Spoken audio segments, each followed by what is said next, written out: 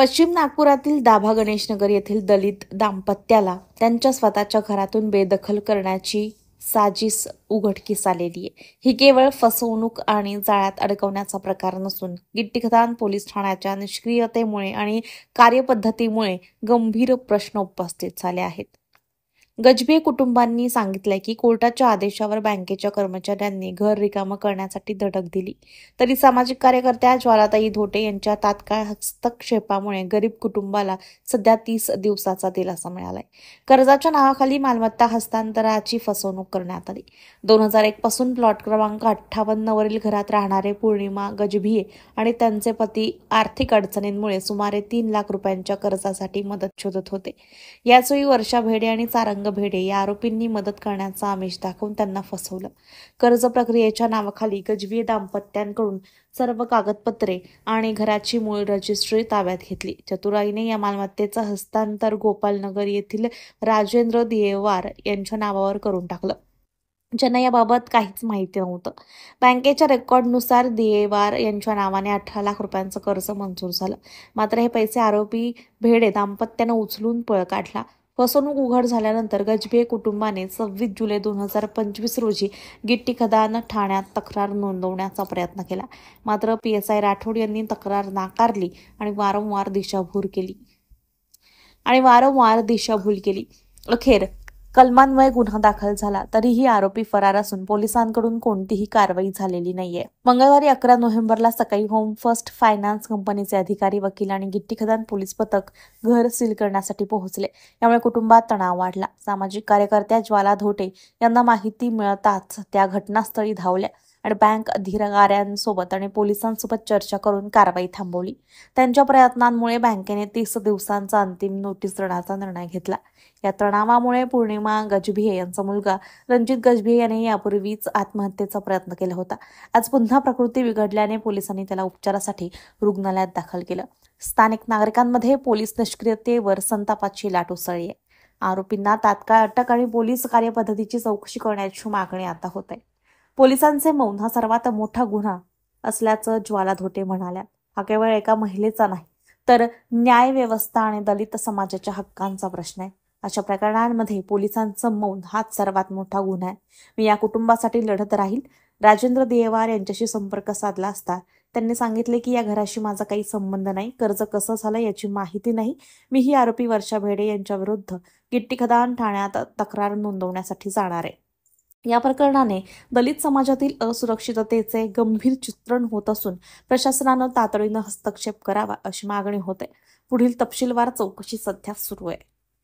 नमस्कार, मी श्याम देशकर। आपण बघत आहे हिंद मराठी चॅनल। आज महाराष्ट्राची उपराजधानी नागपूर ह्या दाभा परिसरात आज मोठा एक या ठिकाणी आपण बघू शकता गणेशनगर ह्या भागामध्ये मोठ्या प्रमाणात या ठिकाणी भीड जमा झालेली आहे। जो आपण हे बघू शकता गजभिये परिवार आहे। गजभिये परिवाराची एका भेंडे नामक महिलाने फसवणूक केली असं सांगण्यात आलेलं आहे। या ठिकाणी पोलीस देखील आलेली आहे, बँक कर्मचारी आलेले आहे। आपण जाणून घेऊया की काय नेमकी माहिती समोर येत आहे। हे गजभिये दाम्पत्य आहे आणि दुर्दैवाची बाब अशी की आपला भारत देश हा संविधानाने चालतो, परंतु संविधान पायदळीत तुडवल्या गेलेला आहे। या लोकांसोबत धोकाधडी झाली। एक बाई भेंडे नावाची आणि तिचा मुलगा यांनी यांना आमिष दाखवलं, प्रलोभन दाखवलं की आम्ही तुमची प्रॉपर्टी बँकेत गहाण ठेवतो, मॉर्गेज ठेवतो आणि तुम्हाला लोन काढून देतो। परंतु लोन काढून देणं तर फार दूरची गोष्ट, यांची प्रॉपर्टी मॉर्गेजही ठेवली आणि दियेवार नावाच्या माणसाला विकूनही टाकली। मग या प्रकरणात पोलीस विभागाने, महाराष्ट्र पोलीसनी आणि प्रामुख्याने ज्युरिडिक्शन हे गिट्टीखदान पोलीस स्टेशनचं येते, संबंधित ती बाई, ती भेंडे नावाची बाई, तिचा मुलगा आणि दियेवार यांच्यावर अजामीन पात्र गुन्हा दाखल झालेला आहे। नॉन बेलेबल ऑफेन्स दाखल झालेला आहे। 1 वर्ष झालं गुन्हा दाखल होऊन, परंतु अद्यापही आरोपी पोलिसांच्या जाळ्यात फसलं नाही। महाराष्ट्र पोलीस विभागाची तुलना स्कॉटलँडच्या पोलीस यार्ड सोबत करतात की एवढी कार्यतत्परता महाराष्ट्र पोलीस मध्ये आहे। आणि सुदैवाने गृहमंत्री आपल्या नागपूरचेच आहेत। आपल्या नागपूरचा विदर्भाचा सुपुत्र महाराष्ट्राचा उपमुख्यमंत्री आहे, याचा नागपूरकरांना आणि विदर्भाच्या जनतेला नितांत अभिमान आहे आणि आनंदाची बाब आहे. परंतु 1 वर्षापासून ती बाई, तिचा मुलगा अद्यापही ऍब्स्कॉन्डिंग आहेत, फरार आहे. पोलीस त्यांना पकडू शकली नाही. या बँकनी सुद्धा काहीतरी काळं पिवळं केलेलं आहे त्या बाईसोबत. ती बाई या बँकेच्या लोकांची एजंट असावी की आम्ही तुम्हाला असे ग्राहक आणून देतो, मग तुम्ही प्रॉपर्टी मॉर्गेज ठेवा, फिर लाखों की प्रॉपर्टी हम कुछ पैसों में हड़प कर लेंगे, कब्जा ले लेंगे.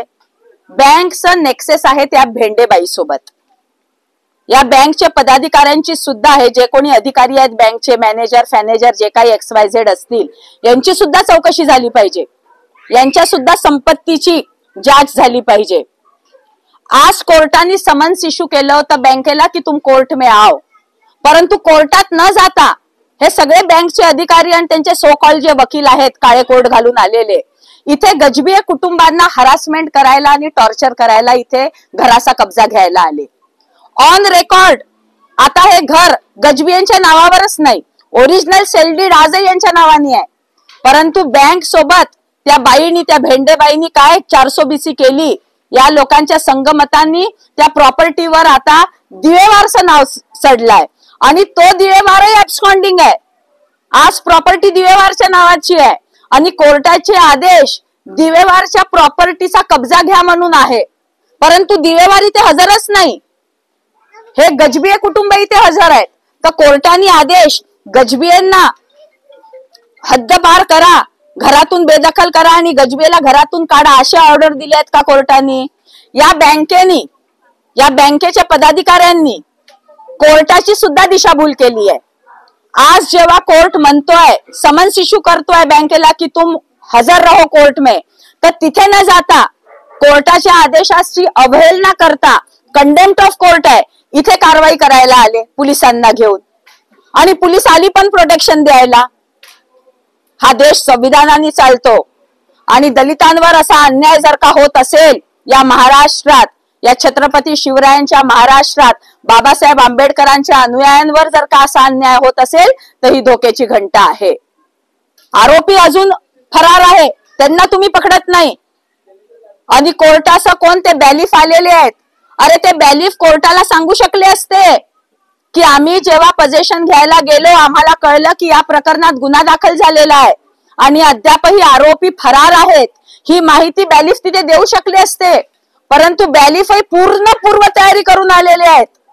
त्यांची सुद्धा चौकशी झाली पाहिजे की यांचे खिशे गरम झाले आहे की काय, लिफाफा यांना भेटले आहे की काय. कोर्टाची दिशाभूल करता आणि या प्रकरणात गजबिये दाम्पत्याच्या मुलांनी सुद्धा आत्महत्या करण्याचा प्रयत्न केला होता. अटेम्प्ट टू सुसाइड ते सुद्धा रजिस्टर्ड आहे, पॉइझन पिला होता. म्हणजे एका दलित परिवाराला तुम्ही एवढा हरासमेंट कराल, इतकं टॉर्चर कराल, पोलिसांची मदत घ्याल, या 2 कवडीच्या बँकेच्या अधिकाऱ्यांची मदत घ्याल आणि कोर्टाची दिशाभूल करून कब्जाची ऑर्डर काढाल. शेवटी कोर्ट कोणासाठी बसलाय? जनतेला न्याय द्यायसाठी बसलेला आहे. जनतेच्या वर कोणीच नाही, न सरकार न कोर्ट, काहीच नाही. जनता जनार्दन आहे.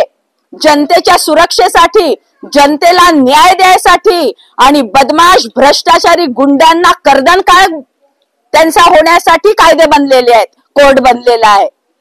सज्जन लोकांना त्रास द्यायला कोर्ट बसलाय का? परंतु या कोर्टाच्या अधिकाऱ्यांनी, या बँकेच्या अधिकाऱ्यांनी कोर्टाची दिशाभूल केलेली आहे. आणि हे जे बॅलिफ आतमध्ये बसले आहेत, कोर्टाचे आदेश घेऊन आलेले आहेत, ऐकण्याच्या मनस्थितीत नाही. त्यांनी वस्तुस्थिती आजची ही सगळी कोर्टाला कळवायला पाहिजे होती की आम्ही पोझिशन घ्यायला गेलो तर ज्यांच्या नावाची प्रॉपर्टी आहे तो दिवेवार घटनास्थळी नव्हता. त्या घरी गजबिये कुटुंब राहत आहेत आणि गजबियांच्या तक्रारीवरून संबंधित लोकांवर, त्या दिवेवारवर आणि त्या बाईवर गुन्हा दाखल झालाय. ही माहिती या बॅलिफनी कोर्टाला द्यायला पाहिजे होती. परंतु मला पूर्ण विश्वास आहे, पूर्ण खात्री आहे की या बॅलिफचे सुद्धा खिशे गरम झालेले आहेत. याला सुद्धा लिफाफा या बँकवाल्यांनी दिलेला आहे.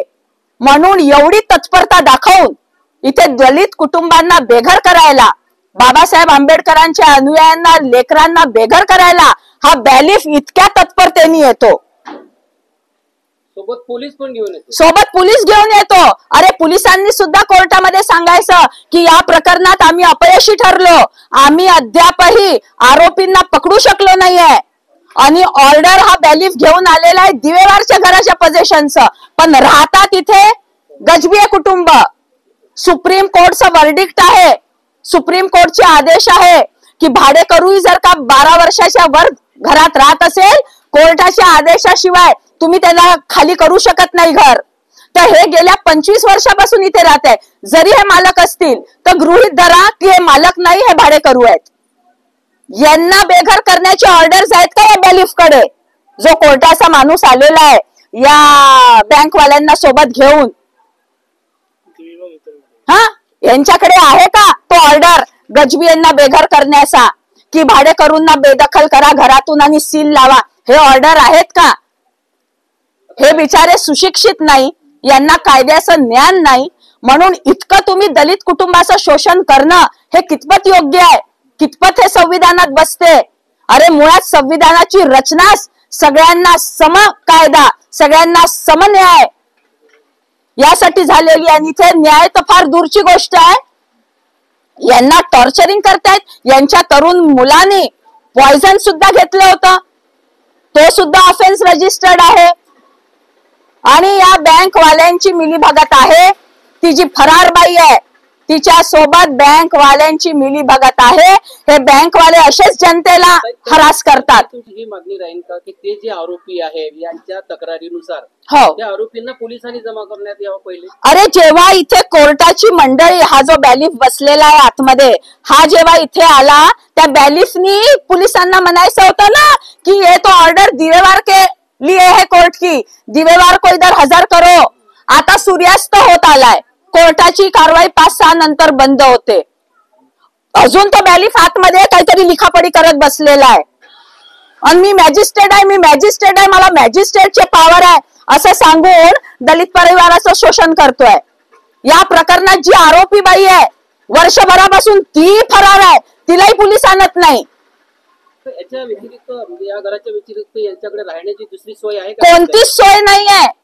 आज पोलीस विभागाच्या मदतीने, गिट्टी खदान पोलीस स्टेशनच्या अधिकाऱ्यांच्या मदतीने आणि हे जे बँक आहे ती काय XYZ त्या बँकचं नाव, या बँकच्या लोकांनी जे सगळ्यांचे खिशे गरम केले आहेत लिफाफे देऊन, यांच्या मदतीने आज या दलित कुटुंबाला इकडनं बेघर करण्याची वेळ आलेली आहे. यांच्याकडे राहायला पर्याय कोणतीच जागा नाही. या कुटुंबानी दोघही सिनियर सिटीजन आहेत. हे गजबीये दाम्पत्य दोघही सिनियर सिटीजन आहेत. या तर फिजिकली हँडिकॅप सुद्धा आहेत, त्यांना बोलताही येत नाही, त्यांना एका साईडनी लखवा सुद्धा मारलेला आहे.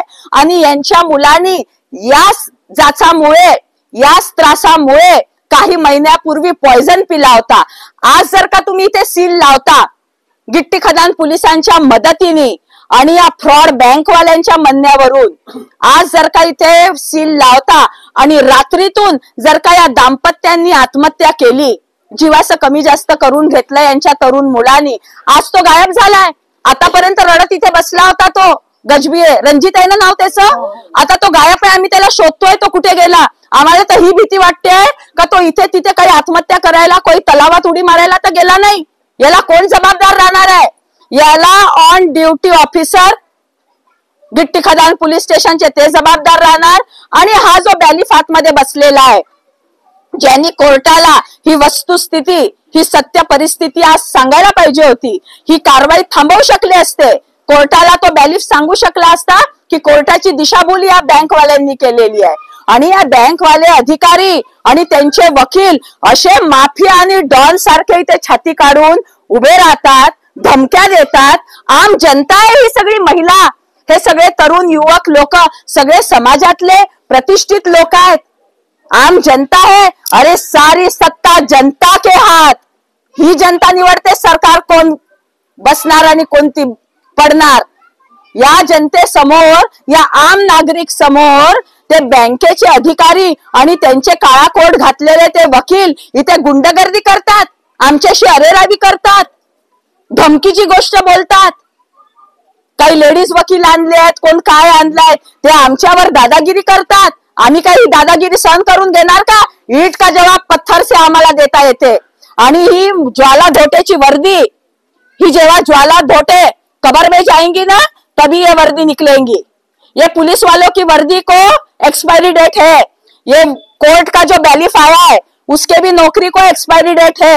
ये लोग पैसा लेके काम करते हैं, पगार मिळतो यांना.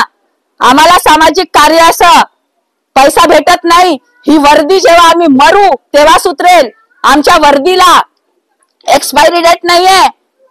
आणि हे कोण बँकेचे वकील आणले आहेत, अरे रावी करतात. गजबीये कुटुंबाच्या अंगावर धावून गेली ती कोण लेडीज वकील आणली आहे ती. सगळे जे हे सामाजिक लोक आहेत यांच्या अंगावर ती धावून जात होती ती लेडीज वकील बँकेच्या पॅनलवर जी आहे ती. हे सगळं गडबड आहे. महाराष्ट्र हा छत्रपती शिवाजी महाराजांचा, शाहू फुले आंबेडकरांचा हा महाराष्ट्र आहे.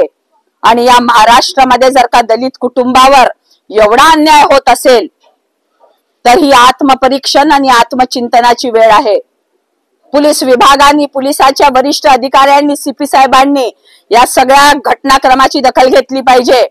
आणि कोर्टाची ज्या लोकांनी दिशाभूल केली आहे अशा हे बँक सहकार मंत्र्यांशी सुद्धा मी आता भेट घेणार आहे की ही जी बँक आहे आणि या बँकेच्या पदाधिकारीच्या नावाने जे माफिया पोरं भरून ठेवले आहेत त्या बँकेत, हे बँकेचा परवाना रद्द करा, ही बँक बंद करा, असं सहकार मंत्र्यांना सुद्धा मी निवेदन देणार आहे. उद्याला महाराष्ट्राचे महसूल मंत्री आणि नागपूरचे पालकमंत्री श्री बावनकुळे साहेबांसोबत आरटीओ मध्ये भ्रष्टाचार संदर्भात माझी एक बैठक आहे. महसूल मंत्र्यांना सुद्धा या बँक कर्मचारी आणि या बँकच्या अधिकाऱ्यांच्या विरोधात मी तक्रार देणार आहे. सहकार मंत्र्याला तर देणार आहे की ही कोणती बँक आहे. आणि या बँकेच्या लोकांनी, या मॅनेजरनी सगळ्यांना पैसे दिले आहेत 101%. भाडे करूला तुम्ही घरातून कसं काढू शकता? कोर्टाची आदेश दिवेवार अजून गायब. यांना दिवेवारही भेटत नाही अजूनपर्यंत. यांना अजूनपर्यंत दिवेवार भेटत नाही. आणि अशी दादागिरी करून, हे पा व्हिडिओ दाखवा, अशी दादागिरी करून हे बँकेचे मॅनेजर आतमध्ये घुसत आहेत. घर मालक बिचारे अपराधी सारखे इथे उभे आहेत. यांच्या कष्टाचा आणि घामाचा हा बिचाऱ्यांची छोटी झोपडी त्यांनी उभी केली आहे. यांच्या रक्ताचा आणि घामाची ही पुंजी आहे. आणि हा बँक मॅनेजर आतमध्ये जाऊन उभा राहतो जस काय यांच्या बापाची जागीर आहे.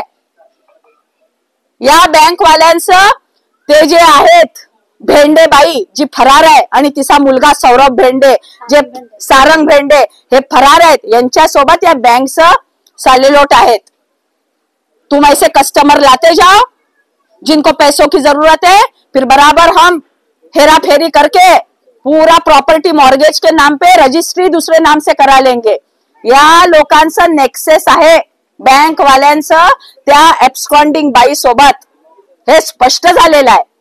आणि आता सूर्यास्तानंतरही जर का या दलित कुटुंबाला हे लोक बेघर करत असतील तर याचे परिणाम काय होतील प्रत्येकाने विचार केला पाहिजे. घर तुम्ही घेतलं तेव्हापासून सांगा. हो, मी प्लॉट घेतली ना. एक मिनिट परिचय द्या. सांगा, किती नाव सांगा वर्षापासून तुमचं. राहतात ते सगळ्या.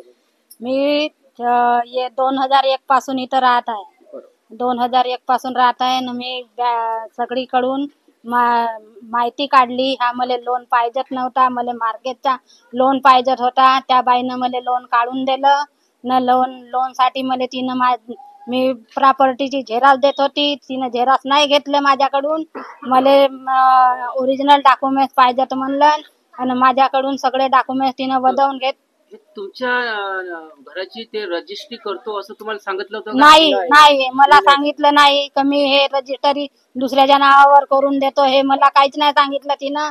आणि मला फक्त लोनची गरज होती तर मला ते म्हणाली की तू ह्या बँकेमध्ये, बँकेचंही नाव मला दुसरी बँके दाखवला आणि ह्या बँकेमध्ये मला लोन करून दिलं तिनं. मला ह्या बँकेत मी गेलोय नाही ना पाहिलोय नाही. काय नाव? वर्षा भेंडे आणि सारण भेंडे. मी ह्या बँकेमध्ये कधी गेलोय नाही.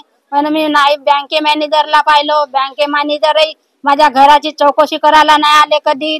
आणि कधीच माझ्या घरी हे आले नाही, फिरून सुद्धा पाहिले नाही मॅनेजरनं. रजिस्टर ऑफिस मध्ये घेऊन गेले होते का? हे ह्या बाईनं नाही, यानं नाही घेऊन गेले.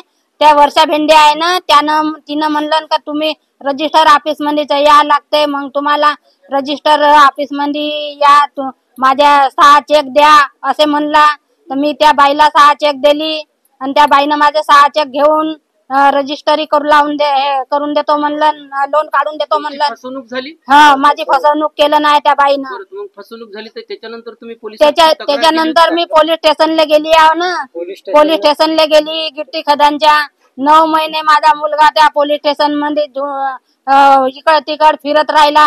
त्या गिट्टी खदानच्या पोलीस स्टेशन वाल्यानं राठोडकडे माझी कंप्लेंट आली होती, वरच्या अधिकाऱ्याकडे गेली होती. त्या अधिकाऱ्यानं गिट्टी खदानला पाठवली ते कंप्लेंट, पण माझ्या मुलाची कंप्लेंट घेतली नाही त्यानं. मग मी तर माझ्या मुलाला याचा नोटीस लागला घर जप्तीचा म्हणून. नोटीस कोणाच्या नावाने लागलं होतं इथं? दिवेवार. हा, दिवेवारच्या नावाने. नावानं नाही, त्याच्या आधीच माहित पडलं होतं. तर आम्ही बँकेमध्ये गेला, इकडे तिकडे चौकशी केला. तर ते मॅडम म्हणे मी करून देईन. तर मला वेळ द्या म्हणलं. तर मी 2 महिने थांबली. तर 2 पैसे भरून देतो म्हणलं. 2 महिन्याच्या नंतरही तिनं केलं नाही. तर मग मी पोलीस स्टेशनला गेली. तर पोलीस स्टेशन म्हणत होते काही होत नाही. राठोड म्हणत आहे की मी चांगली बाई आहे, ते तुमचा करून देईल, कोर्ट कचेरीमध्ये जाऊ नका असे म्हणत होता राठोड. तर मग आम्ही त्याच्या माझ्याकडून करा, मी हमी घेतो असा म्हणे राठोड सर. राठोड सरांनी 9 महिने माझ्या पोराची काही तक्रार घेतली नाही. मग तक्रार घेतल्याच्या बाद, नोटीस लागल्याच्या बाद माझ्या पोरानं विष खाल्लं. मग मी दवाखान्यात त्याला ऍडमिट केली. ऍडमिट केल्याच्या बाद मला काही सुचलं नाही. मग हे पोझिशनला आले. तर मला काही वेळच नव्हता. त्या वेळेस मी काही पोझिशन यायला देऊ नाही शकली. मग ते झालं. 2 महिन्याच्या नंतर अजून येईना नोटीस. आम्ही कोर्टामध्ये केस टाकला. तेव्हा मग नाव सांगलं तेव्हा येईना गिट्टी खदानच्या तक्रार घेतली नाही. तर येईना काही तक्रार घेतली नाही माझी. तोपर्यंत का होते करून देईल, बाई चांगली आहे असे तसे. मग तिथं तक्रार घेतल्याच्या बाद बँक मॅनेजर आले. मला ज्या वेळेस त्यानं तक्रारीवर ते साईन करायला बोलावतात ना, त्यावेळेस बँक मॅनेजर आले. बँक मॅनेजरला मी उभी होतो. तर मला म्हणत ते बँक मॅनेजर आले तर ते राठोड सर खुर्चीवरून उठून त्याचा हात मिरवणी केला. हा, मला काहीच ते सांगला नाही. त्यानं मला काहीच मार्गदर्शन दिला नाही. या घराचे जुने कागदपत्र तुमच्या नावानं आहे? हो. टॅक्स कोणाच्या नावानं आहे? माझ्या नावानं आहे. इलेक्ट्रिक बिल कोणाच्या माझ्या नावानं आहे. नळाचं बिल सगळं माझ्या नावानं आहे. हा. आता समजा तुम्हाला न्याय मिळाला नाही तर समोरची प्रोसिजर काय राहणार? तुमची काय मागणी आहे? माझी एवढे आम्हाला न्याय मिळाला पाहिजे. माझा हक्काचा घर मला मिळाला पाहिजे. तुमचंच आहे ना? हा, घर माझंच आहे. शील लागली नाही पाहिजे. यामध्ये आरोपींचं जे बेल आहे तो सेशनला त्यांनी टाकलेलं होतं. त्याचं त्यांचा बेल जो कॅन्सल झालेला आहे, त्यांनी आता हायकोर्टमध्ये बेल ऍप्लिकेशन टाकलेलं आहे. त्यामध्ये तात्काळ फिर्याद दाखल केलेली, यांचे स्टेटमेंट वगैरे झालेले आहेत. आणि बँकेची कारवाई नसून या ठिकाणी कोर्ट जे आहे ते आलेले, त्यांच्या जो आदेश दिलेला आहे त्यानुसार ही पुढची कारवाई चालू आहे. आणि हे जे आरोपी आहेत त्यांच्यावर सबळ पुरावा असल्याने मान्य न्यायालयाने यांचं जे आरोपींचे बेल सुद्धा आतापर्यंत कॅन्सल केलेले. आणि हे जे आता आपण ज्यांचं बाईट घेतलेली आहे त्यांनी सुद्धा मान्य न्यायालयामध्ये स्टेटमेंट दिलेले. यामध्ये सबळ पुरावा आहे, यांना आपण न्याय देण्याचा प्रयत्न करत आहोत. जेव्हा तुमच्याकडे ह्या गजबे परिवाराने जेव्हा तकरार केली त्यावेळेस तुम्ही मुळातून ही जी चौकशी करायला पाहिजे होती ते केली काय? यस, झालेले. ऐकून घ्या, त्यात सर्व ऐका, हे सर्व चौकशी झालेली आहे. सर्व डॉक्युमेंट जे ते ऑन पेपर आहेत. त्यामुळे मान्य न्यायालयाने जे ते बेल कॅन्सल केलेले. जर आमचे डॉक्युमेंट वेग असते किंवा जे खोटे असते किंवा आम्ही जर त्यामध्ये तपासामध्ये काही दिरंगाई केली असती किंवा त्यामध्ये जर काही लॅकुना राहिला असतं तर माननीय न्यायालयाने त्यांचा बेल हा रिजेक्ट केलेला नसता. तर याच्यामध्ये असं वाटतं की त्या ज्या व्यक्तीने 2 लोकांसोबत फ्रॉड केले, सगळ्या गोष्टी रेकॉर्डवर आलेल्या आहेत. अलग अलग सगळ्या गोष्टी ज्या आहेत रेकॉर्ड, मी अगोदर पण सांगितलेले, यांचं जे स्टेटमेंट आहे ते मान्य न्यायालयासमोर झालेले आहे. आणि यांच्या स्टेटमेंटच्या आधारेच आतापर्यंतचे बेल कॅन्सल झालेले आहेत. आणि यापुढे जे तपासामध्ये काय चालू आहे हे कृपया म्हणजे यामध्ये जे ते आम्ही डिस्क्लोज करू शकत नाही, कारण की हे काय चालू आहे याचा त्या आरोपींना येऊ शकतो. मुख्य आरोपी कोण आहेत? ते भेंडे जे आरोपी आहेत त्यांच्या भेंडे जे आरोपी आहेत आणि एक महिला आहे, महिला भेंडे आणि एक आरोपी आहे त्यांच्यासोबत म्हणजे काय म्हणतो आपण त्याला, त्यांच्या विरोधात सबळ पुरावा आहे. आणि आम्ही यामध्ये सुद्धा हायकोर्टमध्ये सुद्धा अटक का नाही झाली? यामध्ये ते बेल अँटीसेप्टिव्ह घेतली आहे का त्यांनी? अँटीसिपेटरी नाही झाली, त्यामध्ये इंटरिम दिली पाहिजे त्यांना, ठीक आहे, न्यायालयाच्या आदेशात. ठीक. आता या दाम्पत्यासोबत जो अन्याय होऊन राहिला आहे आणि होणार आहे या संदर्भात आपण काय सांगणार? मान्य न्यायालयाच्या आदेशाने जी काय कारवाई करायची करता हूँ. और ये प्रॉपर्टी हमारे पास मॉर्गेज हुई है, हमारे पास सेल डीड है, सारे डॉक्यूमेंट्स है. अब इनके साथ जो पर्सनल फ्रॉड हुआ है उसमें हमारा कोई उसमें लुकआउट नहीं है. हमने प्रॉपर्टी के अगेंस्ट में लोन दिया है, इन्होंने पैसा नहीं भरा. हमने राजेंद्र दीवार को फिर कोशिश करी मिलने की, बात करेंगे, EMI वो नहीं भर रहा है. उन्होंने बोला सीधा प्रॉपर्टी हमने जिस पे मॉर्गेज किया वहीं आके उसको मॉर्गेज और हम उस पर पैसा वसूलेंगे ना, उसी को सेल ऑफ करेंगे और पैसा वसूलेंगे. तो हम कुछ गलत नहीं जा रहे, हम कोर्ट ऑर्डर से ही जा रहे हैं और नॉर्म्स फॉलो करके, लॉ फॉलो करके आगे बढ़ रहे हैं. नहीं, जैसा इस प्रॉपर्टी का RL नहीं है जी, RL नहीं होने के बाद जी, हम लोग सेल डीड टैक्स पे हम लोग करते हैं. जी, इन्होंने सेल डीड करके दिए. अभी जो प्रॉपर्टी ओनर है करंट वो राजेंद्र दीवार है, उनके नाम पे रजिस्टर्ड सेल डीड है. जब राजेंद्र दीवार के खिलाफ में पुलिस में कंप्लेंट है जी इस पार्टी की, जी, तो उसके बाद में भी जो प्रोसीजर होनी की सर वो सिविल मैटर है, वो सिविल मैटर है. हम लोग सरफेसी आपके पास में बताया नहीं कि इस प्रॉपर्टी का ऐसा दीवार के सर हम सरफेसी से जा रहे हैं. इनका सिविल मैटर वो एक चल रहा है, उसका हमको EMI से मतलब है सर.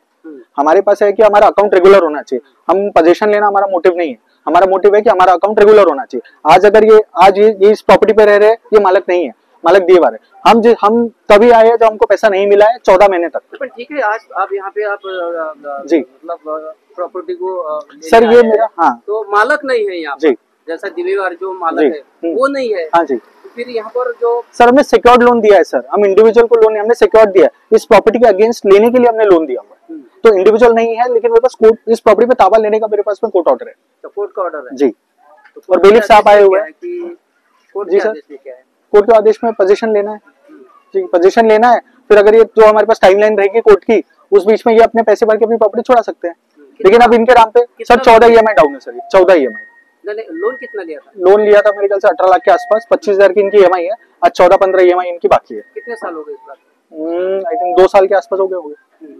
तो आज क्या ये जो प्रॉपर्टी आप सील करके जाएंगे या जी इस सर. परिवार को कुछ सर हमारा देखिए, परिवार को हमने इसके पहले, ये दूसरा पोजीशन है, इसके पहले 60 दिन पहले पहला पोजीशन हमने, जो आपकी कॉलोनी के लोग हैं और जो आम आदमी पार्टी के हमारे थे सर, उनके बोलने पर हमने पहला पोजीशन कैंसिल किया और इनको 60 दिन का समय दिया.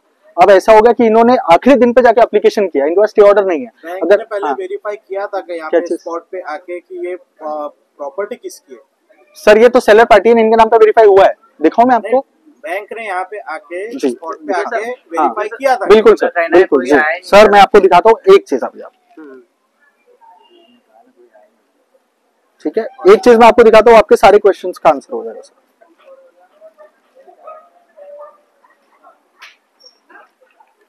क्या सर, हमको भी खुशी नहीं है किसी का घर लेके, लेकिन जो है वो है. हमारा तो काम ये है कि आपका भी पक्ष आना चाहिए. जी सर, बिल्कुल आना चाहिए.